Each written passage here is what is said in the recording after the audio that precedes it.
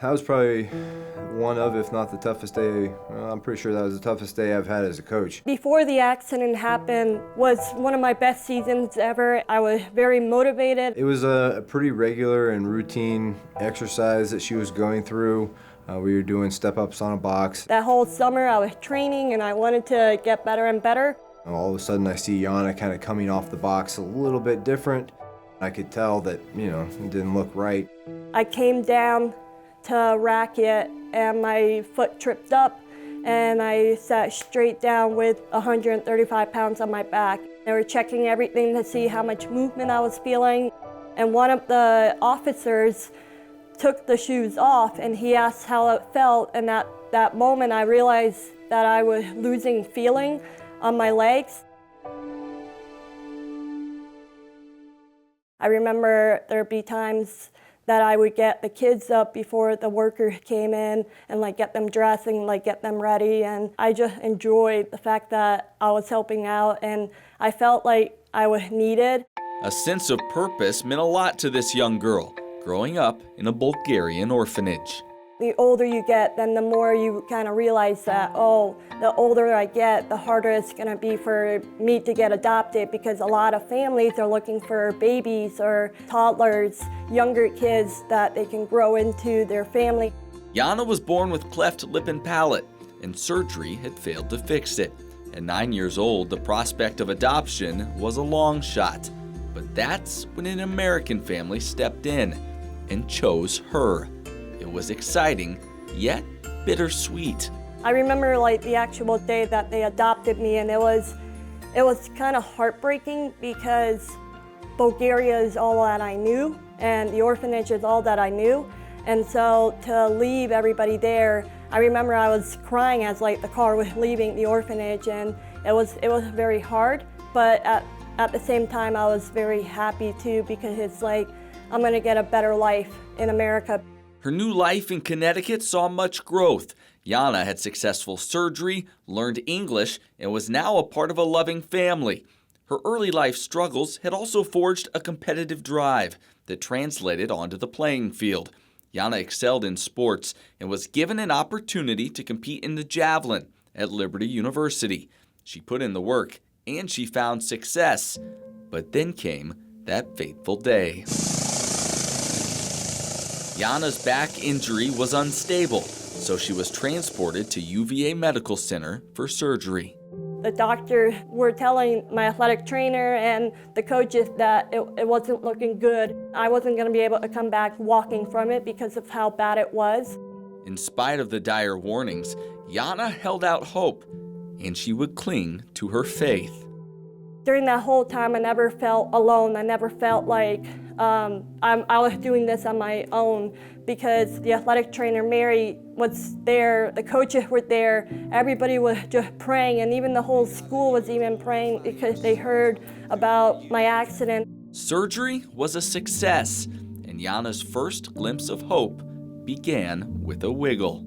The nurse goes, "Hey Mary, did she tell you yet?" I was like, "Tell me what?" She was like, "She has movement." I was like, "What?" So I turn around and bust into her room, and she's like, "I can move my toe." And I'm like, "No way." And so she pulls back the blanket, and sure enough, her big toe is able to just move a little bit. But I've never been more excited for a big toe to move in my entire life. We are crying, we are laughing. You're holding on to hope and you're holding on to faith, but that was that moment of this is real. God is working a huge miracle here. The road to recovery began at a rehab center in Atlanta. Yana continued to make progress, cheered on by her Liberty family. What are you doing? She was walking again, a stark contrast to her early prognosis. But with each step forward, Yana was also moving into the difficult reality of living injured.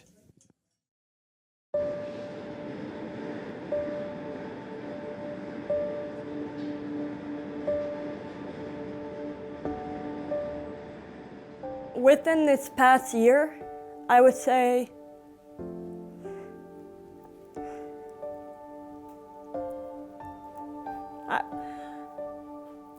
it's been the hardest.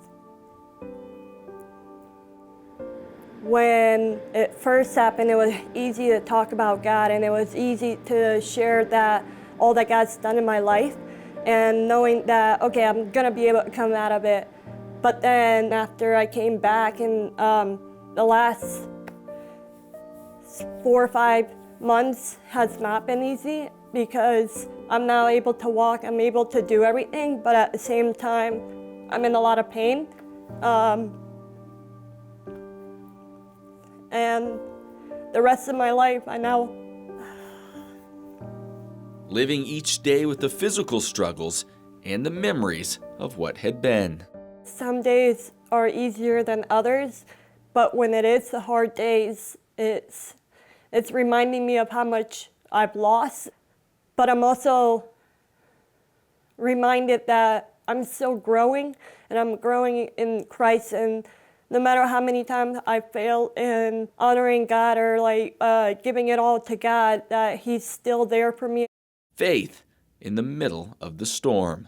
I want people to realize that walking with God is not easy. It's a daily struggle, but He's never gonna leave you, and He's always gonna be by your side, helping you through the challenges that you're going through. Jana's injury has prevented her from ever competing again, but she's been able to stay involved with the sport she loves in a new role as a coach. Yeah, that seemed like a lot better on getting that hip around. I had to realize that my purpose here has changed. Instead of being the athlete, I am now helping out coach in any way that I can. Want to come more from the top, okay? She's at a stage that it's not so obvious because she's not in a cast. It's not so obvious because she's not in a wheelchair anymore and on crutches. So people kind of forget about it. In, out, out, there you go. And it's good because she wants to be treated as normal, but it's hard because she doesn't feel normal, and there's still a lot of pain and a lot of process left to go.